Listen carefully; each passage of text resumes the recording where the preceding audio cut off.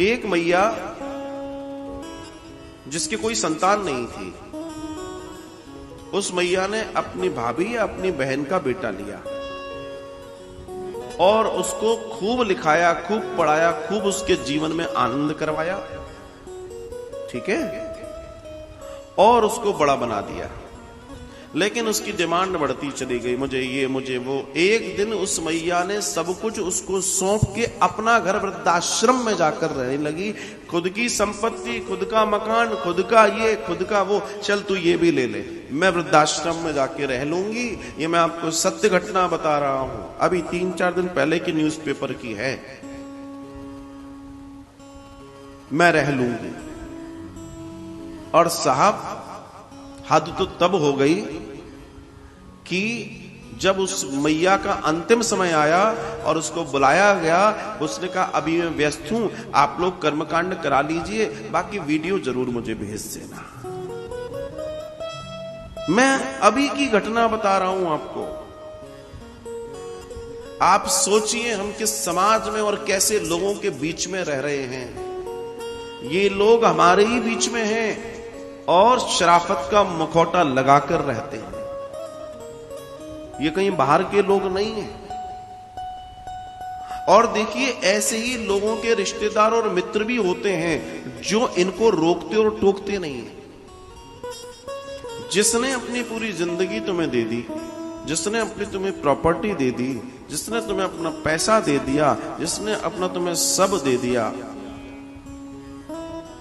आखिर में जाकर क्या मिला तुम्हें? क्या मिला? तुम्हें कोई लकड़ी देने वाला नसीब नहीं हुआ। ऐसा मोह भी किस मतलब का? ऐसा मोह किस मतलब का कि जिस मोह में तुमने सब कुछ देते चले गए, आखिरी में तुम्हें कुछ नहीं मिला। इससे तो अच्छा तुम अपने जीवन में अपने जीते जी कुछ कर जाते। लेकिन ये वो लोग हैं जो मोह में अंधे होकर न अपना अच्छा कर सकते हैं, न समाज का अच्छा कर सकते हैं, और ऐसे बुरे व्यक्तियों को पैदा कर देते हैं। बुराई भी पैदा होती है, ध्यान रखना। बुराई पैदा होती है कहां से? जब हम बुरी चीज का विरोध नहीं करते। और ये विरोध खा जाता है समाज को। न करना, ये विरोध खा जाता है। मैंने बहुत पहले कथा में एक कहानी सुनाई थी, ध्यान हो अगर आपको, जो लोग टेलीविजन पर मुझे सुन रहे हैं। मुंशी प्रेमचंद की बूढ़ी काकी। ये कहानी कुछ बूढ़ी काकी से ही मिलती जुलती है। मुंशी प्रेमचंद की ये बूढ़ी काकी बड़ी प्रसिद्ध है। काश जीवन में कोई जान पाए, समझ पाए। इस बूढ़ी काकी का भी कोई नहीं था, कोई संतान नहीं थी, कोई संतान नहीं थी। इसने अपने भतीजे को गोद लिया था। इसके हिस्से में अच्छी खासी भूमि थी, जमीन थी, खेती की जमीन थी। और मुंशी प्रेमचंद ने जितनी कथाएं लिखी हैं वो सब सत्य घटनाओं पर आधारित है। इसने इस बेटे को खूब लाड़ से पाला, खूब लाड़ से।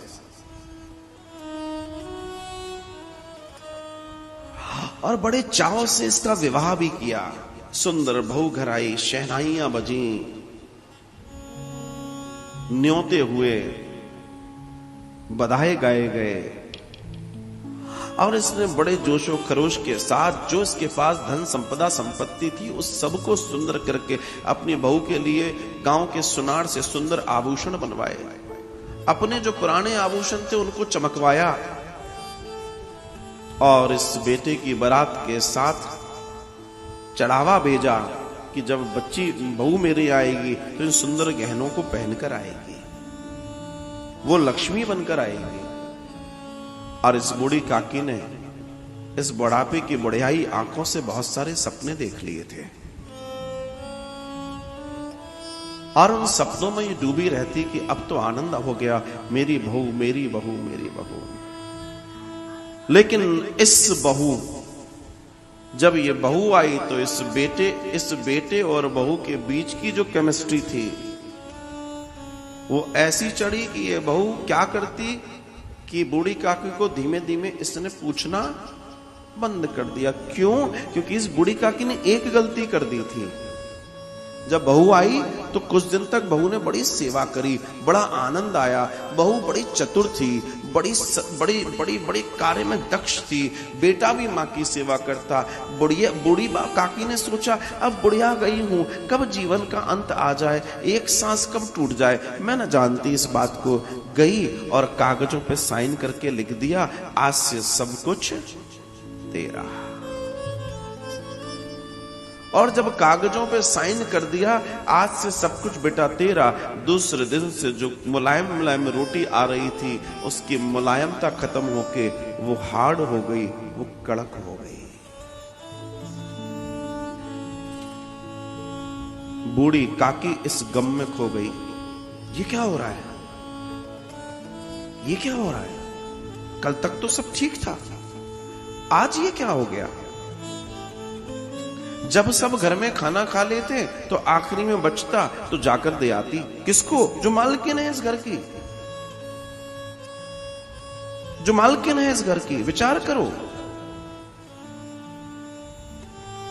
समय बीता, बच्चे हुए, उसकी बड़ी इच्छा होती बच्चों को गोद में खिलाऊं, कभी ये करूं वो करूं, लेकिन अक्सर वो करती।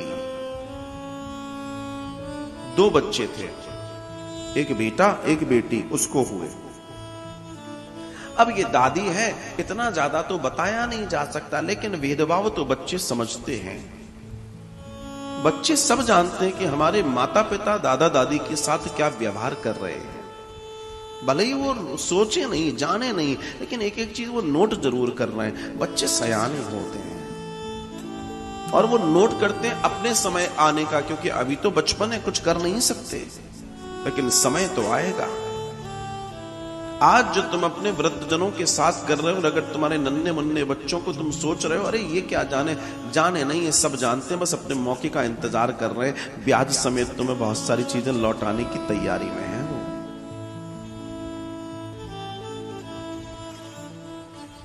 वो बच्ची कभी कुछ मिठाई देती माँ तो वो कहती बड़ी सुंदर मिठाई है, वो खाती और धीरे से अपनी फ्रॉक में छुपा लेती और फिर लेकर दादी के पास जाती, दादी लो आज मम्मी ने ये बनाया है। और वो माँ कभी नहीं कहती कि आज मैंने मिठाई बनाई है कि खीर बनाई है कि क्या बनाया है, कहती है ही नहीं है। जो खाने के बाद बच जाता था वो उससे दिया जाता था। समय बीता, जो बड़ा बेटा था वो बड़ा हुआ, उसके विवाह का वक्त आया। गांवों में प्राचीनतन ये देखा गया है कि अगर ठीक ठाक घर है तो घर में बड़े बेड़े होते हैं, आंगन होते हैं, वहीं विवाह हो जाते हैं। तो साहब जब ये सब होने लगा, सुंदर सुंदर पकवान आदि सब बनने की बात आई, अब ये बूढ़ी हो चुकी थी। अब बुढ़ापे में 2 चीजें बड़ी स्पेशल हो जाती हैं। बुढ़ापे में स्वाद बढ़ जाता है। बुढ़ापे में जो जीभ होती है, जीभ की जो गति होती है, उसमें स्वाद, क्योंकि बचपन और बचपन ये लगभग बराबर होते हैं। इसलिए अपने माता पिता से उनकी वृद्धावस्था में पूछते रहो क्या खाओगे, बताओ, जो इच्छा हो वो खिलाएगा, क्योंकि लार तेजी से बनती है। और ऐसी स्थिति में उसे मिठाई बहुत पसंद थी। बूढ़ी काकी को मिठाई बहुत पसंद थी। हलवाई लग गए और एक बड़े से टेंट के पीछे बड़ा सारा खानसामा लगा है, वो लोग मिठाइयां बना रहे हैं, वो लोग बड़े सुंदर सुंदर खाने बना रहे हैं। इसको बड़े दिन से अच्छा खाना नहीं मिला खाने को, ये सोच रही है आज तो मुझे मिलेगा। ये इस बात से खुश है कि मुझे बहुत दिन से खाना नहीं मिला अच्छा खाने को, अब तो घर में बारात, अब तो घर में शादी है, इतना बड़ा फंक्शन है, लड़के की सगाई लेकर आ रहे हैं लोग, तो बड़ा सुंदर खाना मुझे खाने को मिलेगा। बूढ़ी काकी के आंखों में चमक है आज, किस बात की? भोजन मिलेगा अच्छा। इसे एक दूर कमरा दे दिया गया, घर के आंगन में ही कोने की तरफ एक कमरा दे दिया गया है, जहां यह अकेली रहती है, अपने ही घर में कोना दे दिया गया इसको। और ये बूढ़ी काकी फिर भी कह रही है चलो कोई बात नहीं, बच्चे हैं, रहे, क्या कर सकते हैं।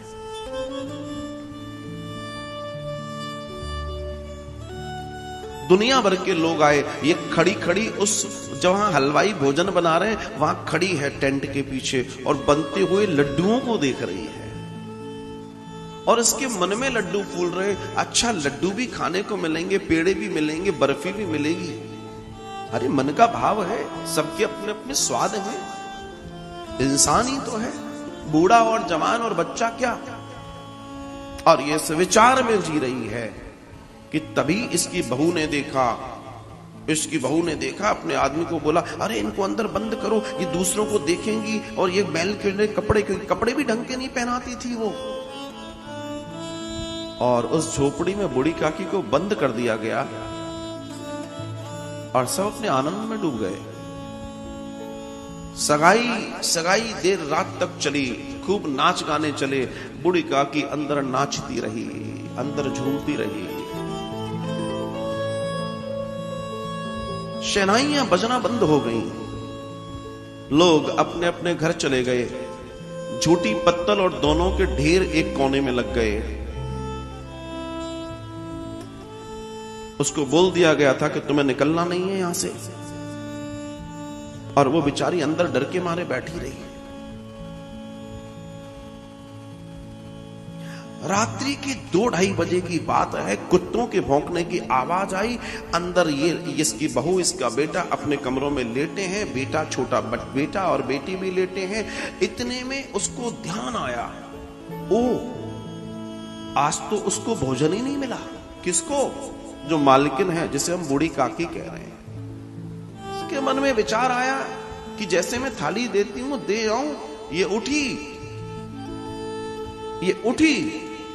एक सिल्वर की चौड़ी किनारी की उसने थाली सी ली, उसमें ऐसे 2 पूड़ी पटकी, सब्जी पटकी और ले चली जिस और बूढ़ी काकी का कक्ष था। कुत्तों के भौंकने की आवाज थी, रात का सन्नाटा था, कुछ सर्दियों जैसा समय था, चरमराहट पत्तों की आ रही थी। ये कमरे में गई, कमरे में बूढ़ी काकी नहीं थी। ये बाहर निकली कमरे से, इसने कहा गई कहां, बुढ़िया कहां चली गई। इसने देखा कुछ आवाजें आ रही हैं उस जगह से जहां झूठन पटकी गई थी, जहां पत्तल दोनों के ढेर लगे थे। इसने कहा वहां कौन है, और जाकर ये उस और गई तो जिस ढेर में से वहीं कुत्ते बैठकर, छोटे छोटे कुत्ते बैठे हुए थे, वो उस भोजन को खा रहे थे। उन्हीं के बीच में बूढ़ी काकी बैठ के कभी लड्डू खा रही थी, कभी पूड़ी टूटी हुई किसी की खा रही थी, कभी किसी की टूटी हुई बर्फी खा रही थी।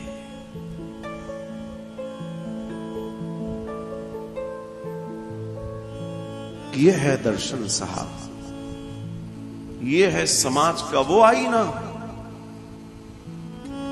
कि जिन्हें ड्राइंग रूम में मसंद लगाकर बिठाना चाहिए, उनकी ये स्थिति कर दी है समाज के लोगों ने।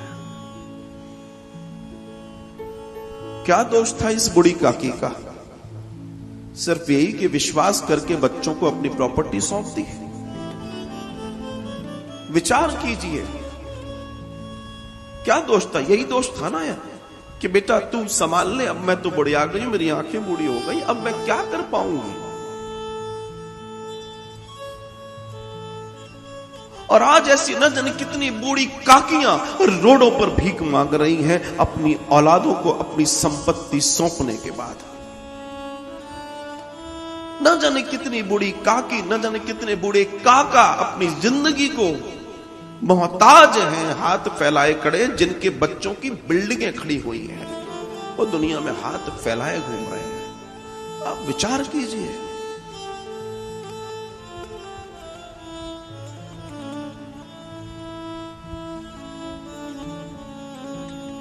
किस मुंह से नवरात्र मनाए हम? किस मुंह से? किस मुंह से? विचार करके देखिए, किस मुंह से नवरात्र मनाया जाए? ऐसे समाज की परिकल्पना कि समाज इतना वहशी हो जाएगा, इतना स्वार्थी हो जाएगा। मैं तो कहता हूं इस बूढ़ी काकी ने जो किया था, सगे मां बाप से ज्यादा और ज्यादा इसकी सेवा करनी थी, क्योंकि उनका तो फर्ज है अपनी औलाद को संपत्ति देना। इसने तो तुम्हें औलाद मान के अपना सब कुछ दे दिया। विचार कीजिए, सोचिए।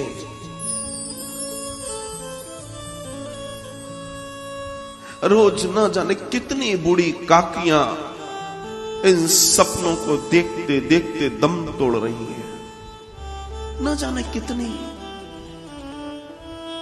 कितनों को घर नसीब होते हैं, कितनों को नहीं होते हैं। कितनों की जिंदगी कहां जा रही है, नोबडी नोज, कोई नहीं जानता।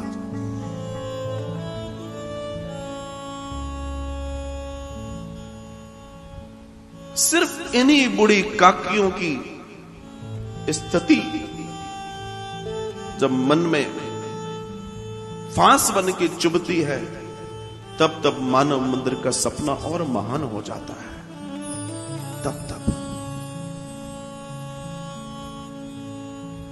तब ये सपना और मजबूत होता है कि नहीं, अभी बहुत कुछ करना है। उन दीनहीन निराश्रित जन जिनके ऊपर इस तरह के प्रहार किए गए हैं, जो अपने अंतिम समय तक अपनी सेवाएं देना चाहती थी, आखिर उसको बंद कर दिया गया, लाइमलाइट से दूर कर दिया गया। जाओ, हटो यहां से, तुम पुराने हो गए हो, अब तुम ठीक नहीं है। हमारे दोस्त आते हैं, तुम्हें देखकर हमें अच्छा नहीं लगता, अब वो बड़े बड़े लोग हैं और तुम ऐसे यहां बैठे रहते हो। नालायकों, जिसके वजह से तुम उन बड़े के बीच में जाकर बैठ रहे हो, वो इन्हीं की औलाद हो, जिन्हें तुम बूढ़ा समझ रहे हो, पुराना समझ रहे हो, कचरा समझ रहे हो। तुम इसी कचरे के ढेर में से निकले हुए आदमी हो, जिसे तुम समझना चाहते हो, अगर तुम कचरे का ढेर समझ रहे हो।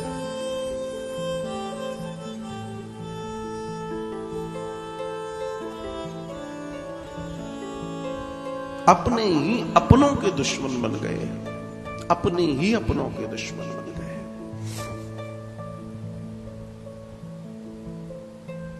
और अपने आप को प्रगतिशील मानते हैं, अपने आप को महान मानते हैं।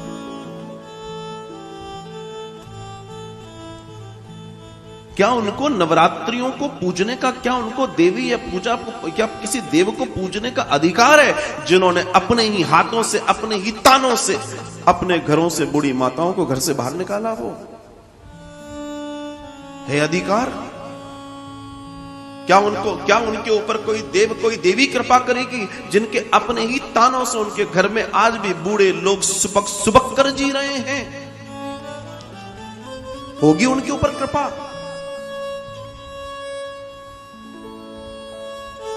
तुम कितने ही अपने ऊपर मुखौटे चढ़ा लो, तुम समाज को बेवकूफ बना सकते हो, अपने आप को बना सकते हो, लेकिन परमात्मा को नहीं बना सकते। वो सब देख रहा है, वो सब देख रहा है। उससे ना कुछ छुपा है, ना कुछ छुपता है।